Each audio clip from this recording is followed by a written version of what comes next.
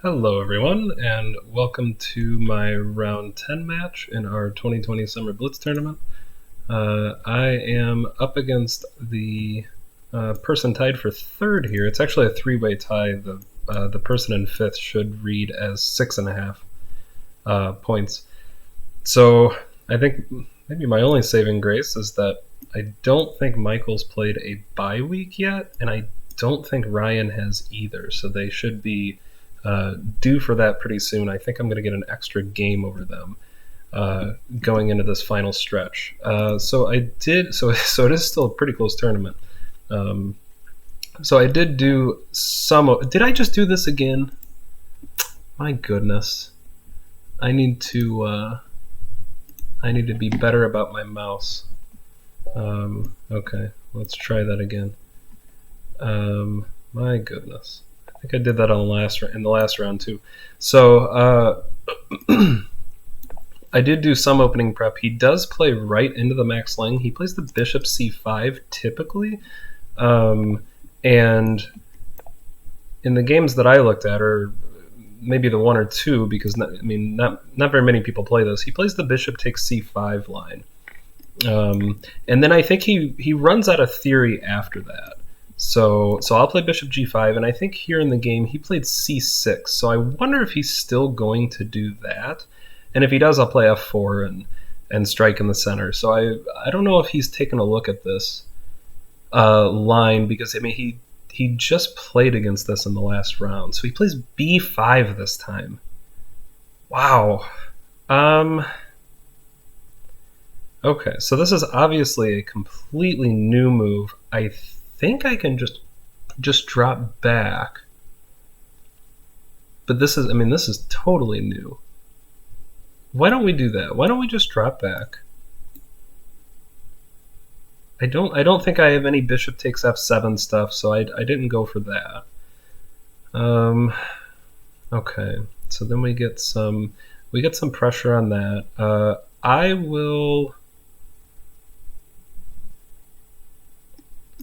I think I want to play here, and if he pushes, then I'm going to come into d5, and I need to keep an eye on my bishop, but I need to be, since my bishop is undefended, but I need to play pretty energetically, since he could play c6. I don't think that's a very good move though. C6 to stop my knight from coming out there. So okay, so I do need to play pretty energetically, since I am down a pawn here. And I think, let's see, I think it could be best, let's see, if I go into d5, I can take back there. I don't really like that position. I think it could be best to take this here and give away the pawn here on e4, and then I think just rook e1, and then we'll try to win the pawn on e5. I think that's the way that I want to go about doing this. Okay, so then we'll play rook e1. My knight here has eyes on this pawn. It can't really move because then I have d6, which is a nice little hole to sit on.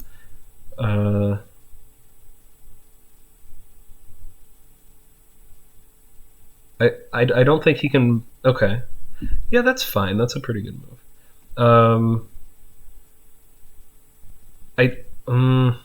I don't know if I can play.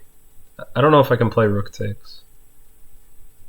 Yeah, I think I just have to go back. I think that's probably the safest option. Rook takes e5 was a little risky after d6, and then I don't know if I can hold on to that knight there. But I could have taken that pawn. That would have been pretty nice. Okay, we're just going to drop back. Yeah, I missed that. Knight takes there would have been pretty interesting. Okay, I'm very happy with this. So he's weakened the dark squares around his king, and I do still have a dark squared bishop. So we'll see what we can do here. If I can somehow get that knight out of the picture, that would be ideal, but that looks pretty tough. Let's start poking. Yeah, this looks like it could be a pretty tough center to break through. Maybe I need to play f3 so that I can get rid of the knight like this. That could be a decent plan. But we'll go for this, and then we'll... Should we throw that punch? Yeah. Let's throw this punch at the bishop, and the bishop comes back, and then we'll go f3. And now we're just going to... I maybe didn't even need to play f3, but it is nice to relocate the bishop on that diagonal. And now I can get rid of my very weak pawn right there. And now let's go ahead and go for this, and we'll of course recapture this. So I will have an isolated pawn, but he's got a backwards pawn on a half-open file, so I think I can do some damage here. And it doesn't look to me like there's any real way for him to defend that. Or sorry, to attack this again. That was what I meant. Okay, so we're gonna come right in here. That was my idea. It was to get that knight out of there. And then, okay, as far as other weaknesses, what are we looking at? Why don't we come here? And we'll see if we can just extract this king out of this position. We need to some kind of a okay, this looks pretty promising. Now if I can sit a bishop here, we're going to be in business. So I'll probably play rook f1 next. I have a rook lift as well. That's actually terrifying for him. What does he do about that? I have rook a3. I don't think he sees it. There's no way that he sees this. I'm a little afraid of playing rook f1 and hanging this pawn and allowing the bishop to come back to defend. So we're just going to play rook a3. I think this move looks pretty destructive. And it's a little slower to control f6, but I think this is quite worth it. Yeah, that's right. You probably do need to run, don't you? Okay, so we'll go here. And I don't know how he stops rook f6. I think he just simply doesn't. So we'll come in with rook f6. Maybe the bishop was even better. There's a decent chance that was even better. But now how does he defend this bishop? Am I missing it? Yeah, I don't see any good way to defend that bishop. He's also pretty down on time. And now we're going to take here with check. And well, I'm on the bishop again, which is nice. But I wonder if I can't just blow him off the board here and mate him. Okay. I think we're gonna take the bishop, and then we're just gonna go bishop f6. This is, I think, maybe the cleanest way that I can tell to finish this. Okay, bishop f6.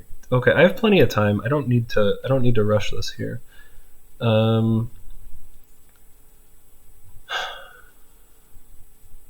Bishop f6. I need to look for checks and captures. His two heavies here are pretty useless. If I do go bishop f6, he does have queen here, but then I have mate in the corner. And take there, but I have mate on both. This looks, yeah, this looks pretty damning. Okay, so we'll go forward with bishop f6, and yeah, I was gonna guess he'll probably just time out, but okay.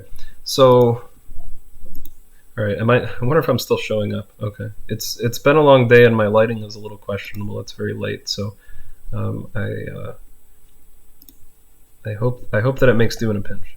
Okay, so what in the world happened here? Actually, this one is actually so I could probably sit and analyze this opening for hours. So we're actually just gonna run it with the engine. Because sometimes it's just so unclear that I'm not even sure. With more positional openings, I think I can probably figure out most mistakes on my own, even just from a Blitz game. But I'm certain that there were a lot of tactics here that were missed, and I'm just going to have to call on the engine for help with this one. Okay. So d4, and then this was the first one that I was curious about. b5, I'm not really... Okay, I had looked at f4, but I maybe didn't consider how strong it was. That is actually incredible. That's an extremely good move. Yeah, he simply can't take because after taking here, I'm hitting both knights. And yeah, I looked at f4 because that's the idea here, but I didn't look very far, clearly. Yeah, b5 is an interesting move. He had played c6 in the last game, and then I think after f4 he played queen b6, and I'm quite happy just taking here. I think knight e6 is something interesting, but I don't think he has anything solid here. Even knight f3 is interesting, but yeah, I mean we're just trading, and black's king is quite a bit less safe than mine. So, okay, so he goes b5, and okay, so how do we do? 2 mistakes, not bad. A bunch of inaccuracies, that's pretty typical for a blitz game. Oops. Okay, so we have a takes, and then knight c3 I figured was going to be the best. I mean, he had something like c6, but I mean, this just kind of ruins the bishop. So I don't think that's the way to go. I figured a6. This makes a lot more sense. I don't think he can give up this pawn, but okay, I'm very happy to take it. Bishop takes e4, rook e1. So good to know that I was pretty on target here. And then after bishop c6, this was missed, but it looks like I can just take the pawn, which is actually very surprising. And I saw rook f5, and then after this. Am I missing? Why? Can he just go bishop d7? I must just be totally missing something. I mean,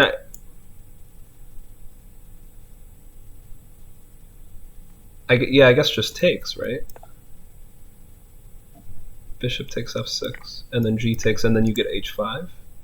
Okay, all right. So I didn't look that far, and then I had also maybe I maybe got rid of this idea because of g6, and then it was just unclear. But I can just take here, and then I'm on the queen. So yeah, so I could have gone forward with that. So knight c3 is a little bit of a disappointment, but tough move to find in a blitz game. Okay, so then we come back, and that's surprising that bishop takes f6 was the move, but I guess after I went back, it was really tough to break through. He plays d6. He's got a very solid position. Yeah, probably I should have went with f3 first. I'm not very happy with b4. I mean, even if I can play b5 all in one move, he just moves his bishop back and stays on this diagonal, and it's these two squares that I want.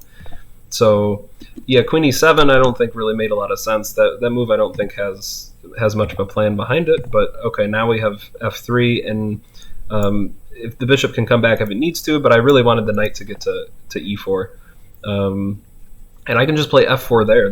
Oh yeah, I missed that. Yeah, because it's opposite. The queen's opposite the rook. That's pretty funny. Okay, so we just take and then we go forward with this. And yeah, this is pretty tremendously mediocre. It seems like it's a lot better than what it is. I mean, I still get this rook lift, but I guess not. Yeah, king g7 I figured would be the move here. But that one doesn't look too bad either. And it just looks like I'm worse. But h4 is a good try. That's the computer move.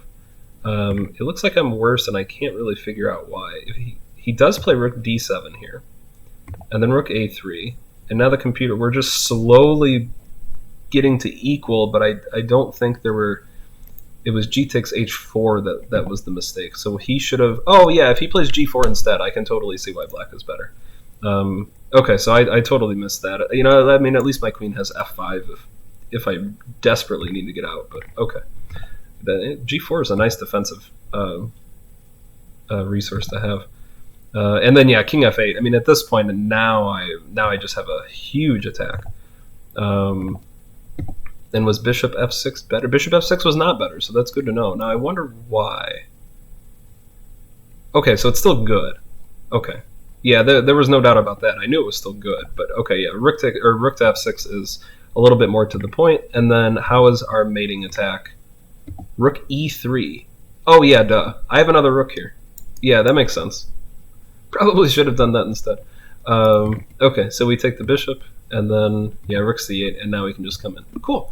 So not too bad. It's a very tough gambit to play against in Blitz. So I mean, we've had a lot of games in this specific opening, and he usually comes back with something tougher every time. So I think I probably like playing against this this bishop takes d4 variation. I think maybe more than most people, because there are some very unique tricks and traps in it that I don't think a lot of people know about. So I am usually happy to see bishop takes d4 when it happens, even though it's probably evaluated as better for black. But black does still have to find all of the all of the ways out of the opening, just to survive. So it usually ends up being a pretty nice game. So all right, pretty happy to chalk up the win, and this should make the rest of my tournament a lot easier. I don't think I have very many higher rated players or higher players in the standings to play yet. So thank you all for watching, and I'll see you later. Bye.